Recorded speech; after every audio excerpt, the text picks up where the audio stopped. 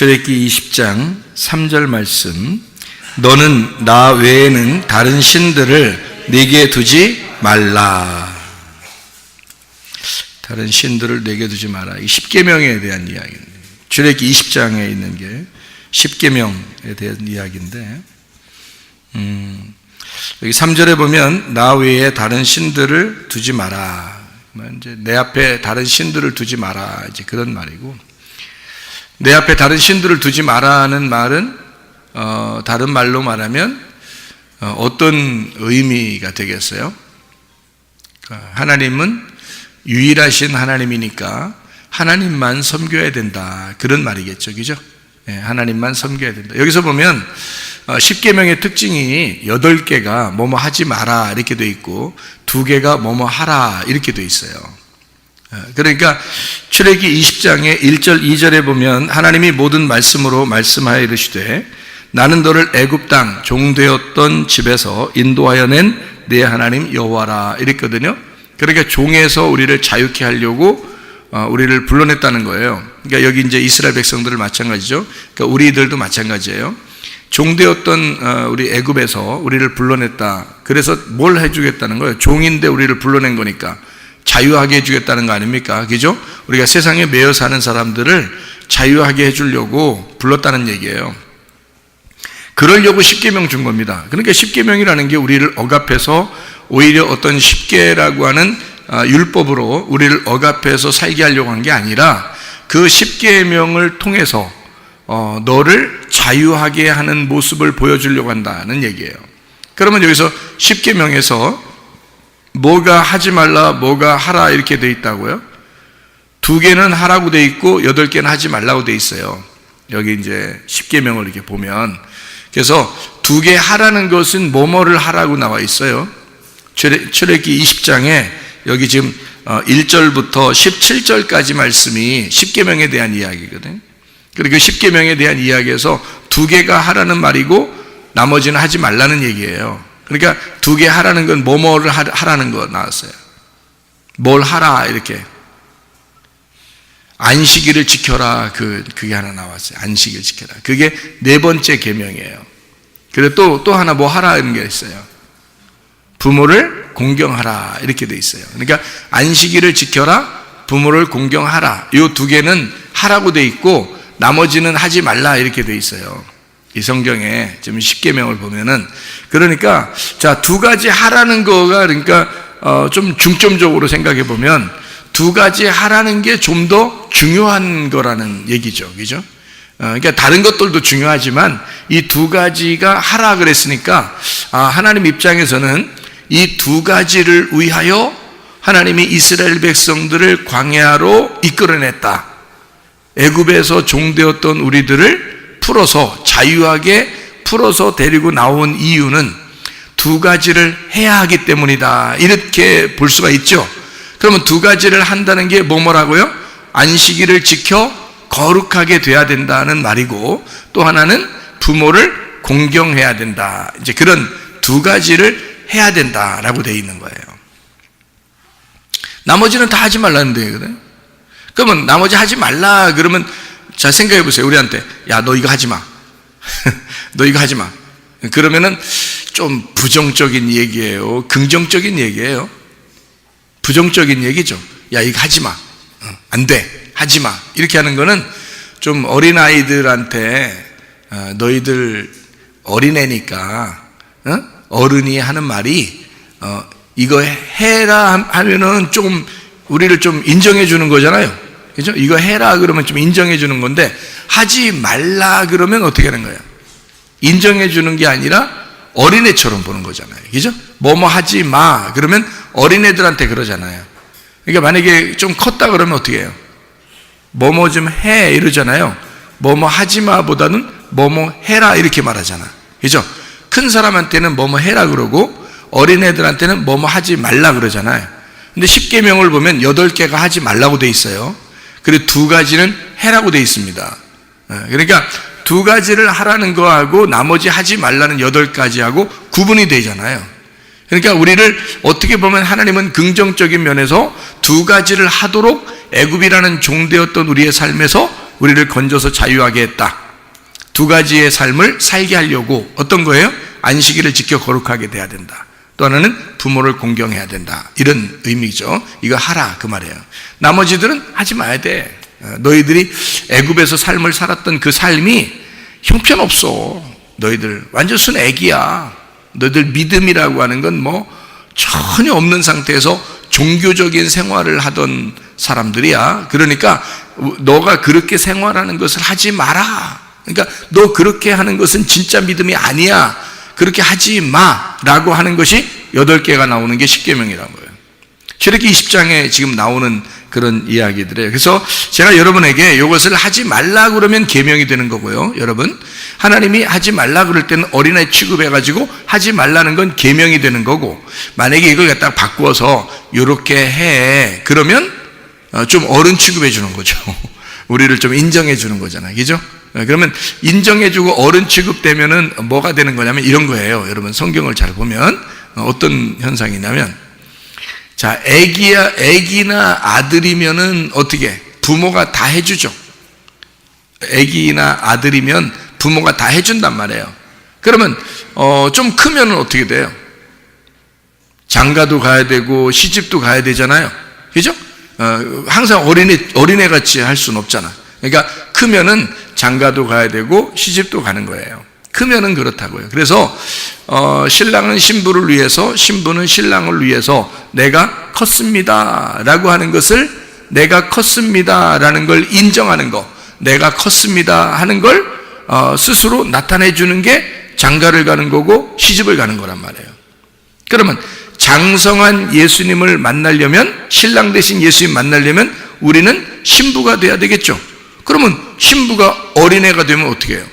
그러면 안 되지. 그러면 신랑이 좀 안 돼, 혼자 이상하잖아. 신부가 좀 이렇게 나이도 먹고 이렇게 어른스럽고 또 신랑도 생각할 줄 알아야 되고 그래야지 결혼하는 거지. 신랑을 하나도 생각하지 않는 그 어린애같이 막 개구장이고 이런 애가 신부로 이렇게 들어오면은 얼마나 복잡하겠습니까, 신랑이. 그러니까 신랑 대신 예수님이, 신부가 우리가 신부인데, 신부가 이렇게 결혼해서 오려면 어느 정도 성숙해야 되잖아. 그래서 성숙한 사람들에게는 성경에서 어때요? 계명으로 이거 해야 돼, 하지 마 이렇게 하겠어요? 아니면 우리 서로 약속하자. 그래서 네가 약속을 지킬 수 있겠느냐? 약속을 지킬 수 있으면 그러면 우리는 혼인 약속을 해가지고 같이 이렇게 생활을 하자, 이런 말이 되겠죠. 그런데 만약에 그런 약속을 지킬 만한 능력이 안 돼, 맨 어린아이야, 그러면은 이거는 우리가 어른들이 돌봐줘야 될 어린아이지 결혼을 해야 될 사람은 아니라는 거죠. 그렇죠? 그러니까 성경에는 분명히 우리가 예수님이 신랑이고 우리는 신부라고 그랬잖아요. 그러면 신부들은 반드시 성장을 했어야 되고 신랑하고 같은 위치에서 서로가 돕는 자가 돼야 된다는 거죠. 그러니까 신랑은 우리를 사랑하게 되고 우리도 예수님을 더 사랑할 수 있는 그런 사람이 되죠. 그러니까 우리는 예수님의 사랑만 받는 게 아니라 우리도 예수님을 사랑해야 되는 거예요. 그래서 그런 약속을 지키는 걸 결혼이라 그러는 거거든. 그럼 우리가 어린아이일 때는요, 어린아이일 때는 이거 하지 마, 이거 하지 마, 저거 하지 마 이렇게 우리한테 어른이 얘기한단 말이에요. 그 어른이 하나님이거든요. 하나님 아버지가 우리한테 이거 하지 마, 저거 하지 마, 이거 해, 저렇게 해 이렇게 말할 수 있단 말이죠. 그거는 뭐라고 얘기하면 계명이라 그러는 거예요. 그죠? 왜냐면 어린애를 살려주는 거죠. 계명은 그 어린애를 울타리를 쳐줘서 살려주려고 그렇게 말하는 거거든요. 그러니까 계명이라 그래. 그걸 율법적이다, 계명적이다 이렇게 말하는 거죠. 왜냐면 어린아이니까 이거를 부모의 울타리를 쳐주는 거예요. 그래서 만약에 밖으로 막 어린아이가 뛰어나가면 어떻게 해요? 교통사고 날 수도 있죠. 그러니까 나가지 마. 그 사람들, 어른들하고 같이 손잡고 길을 건너야 돼 이렇게 하잖아요. 혼자 길을 막 건너면 안 돼. 이렇게 얘기해 주는 것은 어린아이이기 때문에 그래요. 근데 여러분이 뭐 중학교 올라가고 고등학교 올라가고 대학교 올라가고 또 장가도 가고 시집도 가고 아기도 낳고 다 했는데 여러분 보고 길 손잡고 건너야 돼, 혼자 가면 큰일 나 이렇게 얘기하는 사람이 있어요, 없어요? 없죠. 왜냐면 컸으니까 그러는 거거든요. 그러니까 어린아이들한테는 너 혼자 막 가면 안 돼 이렇게 말하는 거죠. 그러니까 어린아이니까 그렇게 하는 거죠. 이건 뭐냐면 그거를 갖다가 뭐 괜찮어. 그냥 막, 난 널 사랑하거든. 건너. 내 혼자. 우리 없을 때 건너라. 괜히 우리 보이면 복잡하니까 그냥 혼자 막 건너. 그래서 네 마음대로 건너. 죽든지 살든지. 이렇게 해버리면요. 그 아이를 진짜 사랑하는 게 아니죠. 그거는 이 아이를 내팽개치는 거죠. 그래서 성경은 우리에게 십계명이라고 하는 건요, 우리를 계명으로 묶어 놓으려고 하는 것입니다. 그러니까 울타리를 치는 거예요. 너 내가 말하는 대로 해야 돼. 너 내가 말하는 대로 하지 말아야 돼. 이렇게 말하는 대로 하지 말라고 하면 있잖아요. 하지 말아야 돼. 너 말하는 대로 하라 그러잖아. 그럼 해야 돼. 이렇게 딱 계명으로 묶어지면 어린아이 취급하는 거예요. 그러니까 어린아이들에게는 그렇게 해야 되는 거죠. 왜? 애굽에서 갓 나왔잖아. 애굽에서 갓 나와서 지금 광야에서 계명을 줘야 되니까 이렇게 울타리를 쳐줘야 되는 거거든요. 그래서 살인하지 마라. 간음하지도 마라. 너 거짓 증거하지도 마라. 도둑질하지도 마라. 그러니까 여러분이 뭐 도둑놈도 아닌데 도둑질 맨날 하겠어? 그러면 우리한테 도둑질하지 마. 너 살인하지 마. 거짓말하지 마. 이렇게 하는 건 애들한테나 그러는 거지. 다 컸는데도 우리가 교회에 와서 이렇게 앉아 있는데 여러분 보고 도둑질하지 마세요. 옆에 물건 가만히 두세요. 뭐 거짓말 치지 마세요. 여러분 옆에 사람한테 이렇게 말 안 한단 말이에요. 다 컸기 때문에 다 자유하다는 거죠. 그죠? 이럴 때는 계명으로 놓는 게 아니라 언약으로 서로 약속을 하는 거죠. 그래서 약속을 해서 이걸 어떻게 우리가 약속에서 하나님을 사랑하는 방법을 어떻게 사랑할 것인가 라고 그렇게 생활하는 것을 이걸 계명이 아니라 언약이다 이렇게 얘기해요. 그래서 결혼 서약이다. 그래서 하나님을 내가 사랑합니다 하는 표현을 내가 하겠습니다. 이게 언약이 되는 거죠. 그러니까 하나님은 우리를 사랑한다고 그랬고 우리도 하나님을 사랑하겠습니다 하는 언약의 약속이지, 계명은 어린아이들한테 두는 울타리라고요. 이해가 됩니까? 그 울타리라는 계명도 그것도 부모의 사랑이라는 거죠. 왜냐하면 부모가 그렇게 안 해놓으면 애들이 막 뛰어나갈 수 있으니까. 그러니까 그거를 이렇게 울타리를 쳐주는 거잖아요. 그게 십계명이라는 겁니다. 십계명은 우리에게 쳐준 울타리예요. 이 안에서 우리가 그 부모님의 그 슬하에서 부모님의 울타리 안에서 잘 자라나게 된다는 거죠. 그래서 여러분 성문 기도학교에 들어오면 성문 기도학교 이렇게 딱 들어오면 울타리가 있습니다. 보이지 않는 울타리가 딱 있어요. 성문 기도학교에. 그러면 그 울타리 안에서 이건 해, 요건 이렇게 하지 마 이런 말이 있다고요.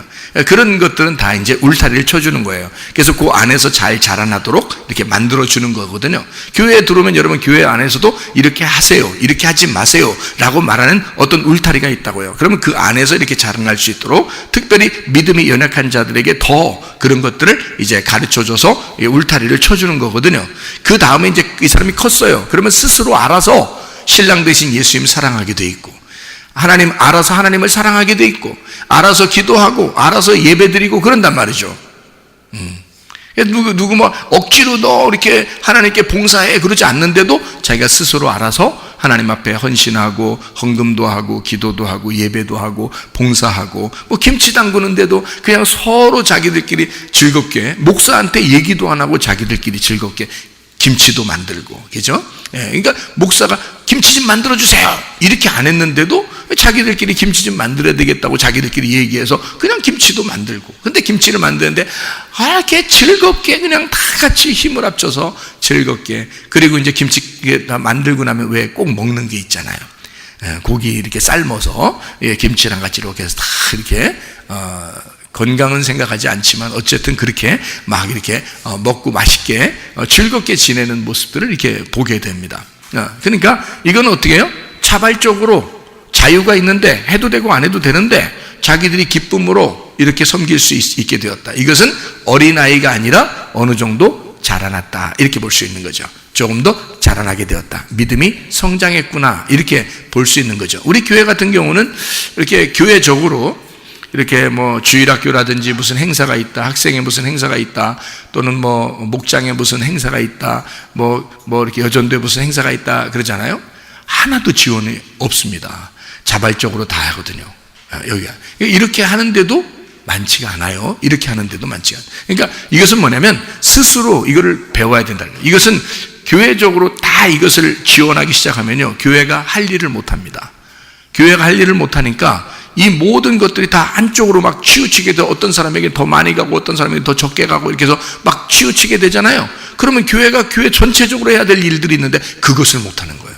그러면 이제 문제가 되거든요. 그래서 차라리 기쁨으로 할 수 있으면 하고, 자기들끼리 아니 안 하면 하지 마라 이거야. 그냥 예배만 드려도 되니까, 우리는 예배 드리고 기도하고 말씀 듣고 하면 그게 예배니까 우리는 그것만 해도 되거든. 그러니까 그렇게 하자라고 서로 이제 암묵적으로, 그러니까 묵시적으로 약속이 서로 돼 있는 거죠. 우리도 모르게. 그러니까 이렇게 해서 자기들의 믿음이 성장하는 모습들을, 자기가 성장한 만큼 스스로 주님의 일을 하기 시작한다는 거죠. 이것은 참 좋은 일이에요. 어떤 면에서는 참 좋은 일들입니다. 어떤 교회들은요, 교회가 오래됐어도, 사람들이 신앙생활을 오래 했어도 순전히 교회에서 어떻게 도와주지 않으면 아무것도 안 하고, 교회에서 도와주는 그 돈만 가지고 막 그냥 하려고 하는 그런 사람들이 꽤 많습니다. 그거는 신앙생활의 성장이라고 보기 어렵죠. 이것은 어떤 면에서 교회에서 하라는 대로, 그리고 교회의 어떤 규범에 따라서만 움직이는 거니까 자유가 없죠. 스스로 내가 알아서 주님을 사랑합니다 라는 표현이 별로 없다는 겁니다. 그거는 문제가 되는 거죠. 그래서 십계명도 마찬가지입니다. 출애굽기 20장에 나오는 이 십계명도 뭐 하지 마라, 뭐 해라, 이렇게 율법적으로 나와 있는 것이라면 어린아이에게 대하는 것이고, 이것을 약속, 내가 하나님을 사랑합니다, 사랑하기 때문에 내가 여기에 있는 것들을 이렇게 하겠습니다 라고 서로 혼인 서약을 한다면 그건 성숙한 사람들의 약속이 되는 거죠. 하나님에 대한, 내가 하나님 사랑합니다, 내가 지금 신랑 되신 예수님을 사랑합니다, 내가 너무 사랑만 받았으니까 내가 주님을 사랑하겠습니다, 이제 이렇게 되는 거죠. 그러면 이제 신랑이 어떻겠어요? 야, 진짜 기분 좋겠죠, 그죠? 그렇게 이제 우리가 예수님을 믿어도 그렇게 믿어야 되는 거지. 막 율법적으로 막 신랑이 막 억압하고, 또는 막 계명을 줘서 울타리를 딱 쳐놓고 순 고기만 있어서 나이가 막 먹어가는데도 계속 그렇게 그 안에만 갇혀 있으면 문제가 된다는 것입니다. 그래서 자, 하지 말라, 하라, 이렇게 말하는 이런 딱딱한 말들은 다 계명으로 들리는 말씀들이고요. 이것을 하지 말라는 말이 더 많을수록 그게 8개나 됩니다. 하라는 말이 2개니까 하지 말라는 게 많을수록 어린아이들에게 얘기하는 것이다. 그렇죠? 그러면 이것을 우리가 자, 언약의 말씀으로 받고 좀 성숙한 그리스도의 신부로서 이 말씀을 보게 된다면 하라는 말씀이 더 많겠죠. 그죠? 하지 말라는 말씀보다 하라는 말이 더 많겠죠. 그래서 우리가 이 말씀들을 다시 한번 점검해보고 마치도록 하겠습니다.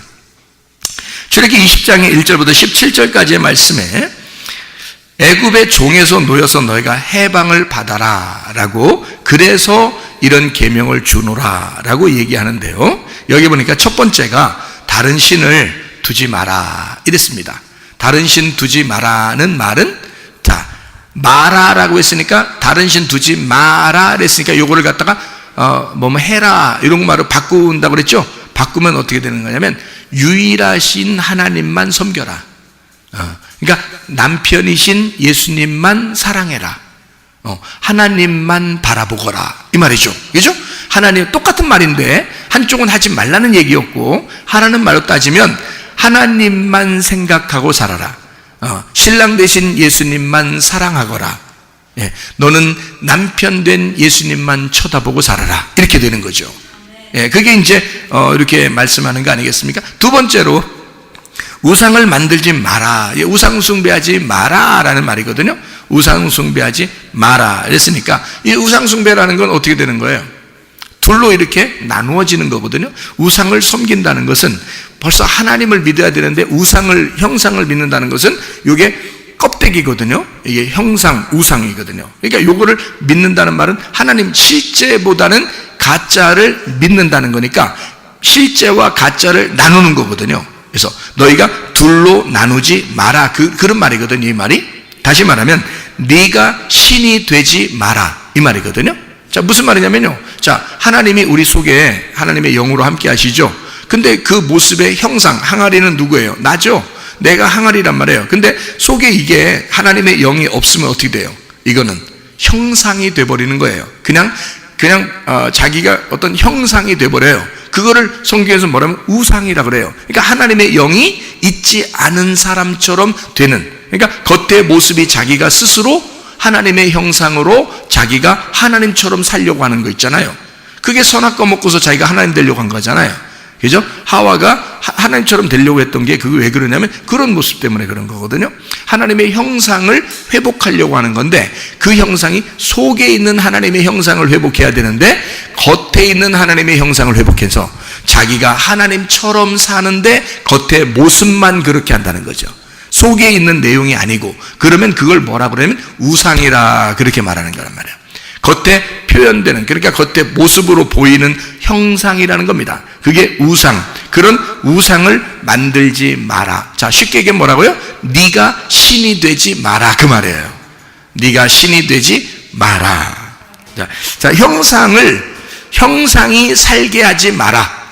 네 겉의 모습이 살게 하지 마라. 네가 우상이니까 그 우상, 형상 네가 살게 하지 마라. 네가 살지 마라, 그 말이에요. 속에 있는 속사람이 진짜니까 그 속에 있는 예수님으로 살아라, 그 말이거든요. 자, 우상 숭배하지 말라는 걸 뭐뭐 해라라는 걸로 바꾸면 어떻게 된다고요? 네가 껍데기로 살지 마라는 말이니까 뭘로 살으라는 얘기예요? 알맹이로 살아라, 그 말이잖아요. 그러니까 우상 숭배하지 마라, 그 말은 반대로 말하면 알맹이로 살아라, 그 말이잖아요. 속사람으로 살아라. 실제가 더 중요하다, 그 말을 하고 싶은 거잖아요. 그죠? 그러니까 우상으로 숭배하지 마라 라고 하는 것은 어린애한테 하는 얘기고, 우리 같이 이제 성숙하게 믿음이 성숙한 사람들에게 하고 싶은 하나님의 말씀 뭐라고요? 야, 알맹이로 살아. 실제로 살아. 속사람으로 살아. 너 껍데기로 살면 안 돼. 이런 거잖아요. 그렇죠? 이렇게 바꾸어서 우리를 믿음의 성숙한 사람이라고 보고 그렇게 한번 제가 바꾸어서 설명을 해보고 있다, 이 말입니다.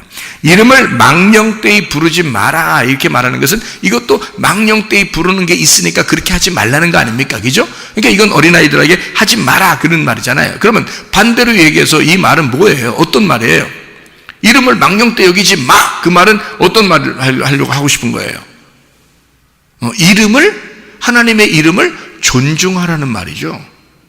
자, 남편을 존중해, 그런 말이잖아요. 이게, 자, 봐봐. 자, 여자가 있는데 여자 보고, 야, 남편 무시하지 마라.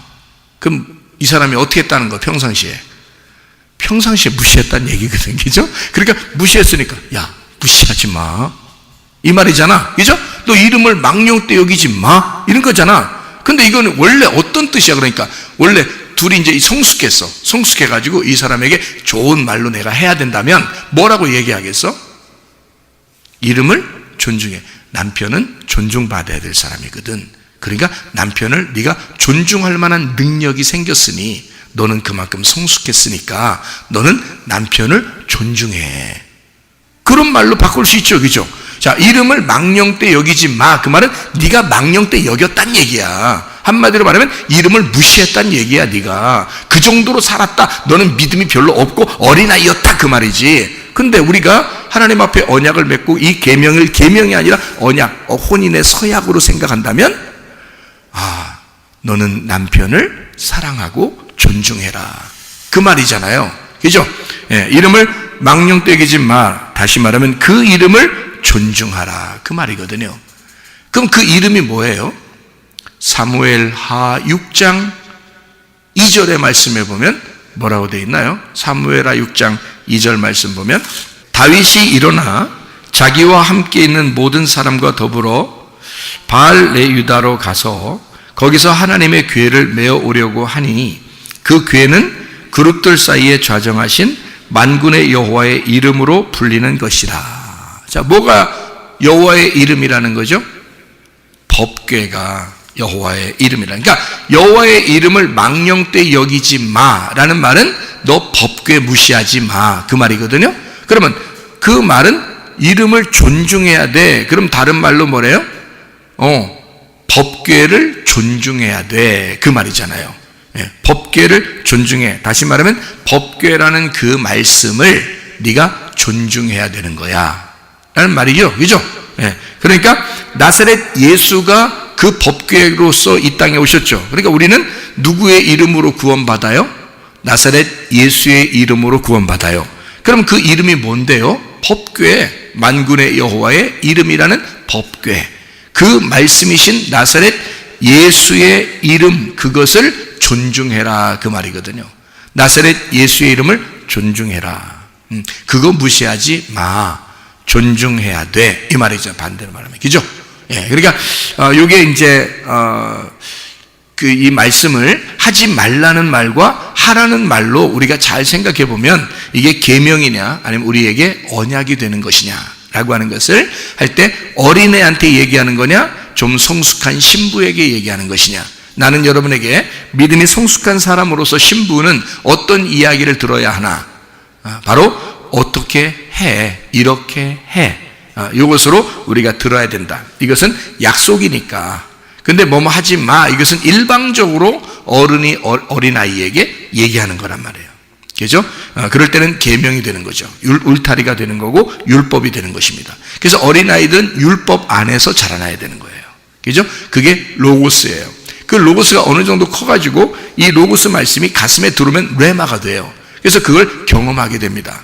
그러면 신부가 신랑을 경험하듯이 그 말씀을 깨닫게 되는 거거든요. 그러면 이제 진짜 구원이 뭔지 알게 되고 자기의 인생, 왜 태어났으며 내가 왜 살고 있고 어디로 가는지를 정확하게 알게 되는 것이다. 그 말입니다. 레마라는 말씀이 그런 거죠.